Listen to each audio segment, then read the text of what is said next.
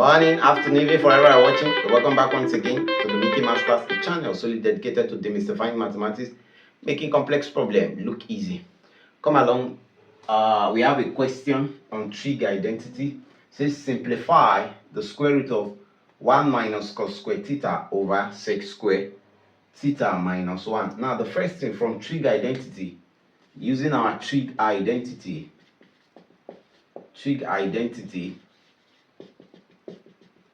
we know that for this first one, sin²θ plus cos² is equals to 1. Now here we have 1 minus cos². It follows therefore that our sin² is equals to 1 minus cos². So from here we can replace 1 minus cos² by sin²θ. Now we are done with the numerator. Let's simplify the denominator. We also know that our 1 plus tan²θ is equals to sec²θ. Our 1 plus tan²θ is equals to sec²θ. It follows that our tan² is equals to sec² minus 1. So from here, sec² minus 1 can be replaced by tan². So let's do that here. So we have that our 1 minus cos² is sin². So that's sin² all over our sec² minus 1. We'll replace it with tan². Now we can rewrite this. This becomes sin root of sin² all squared all over sin² all squared. Now you have your square root here.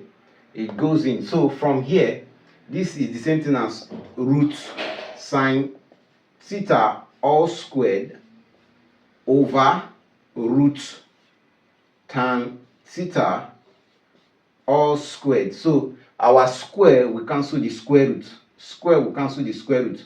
We are left with sin² over tan².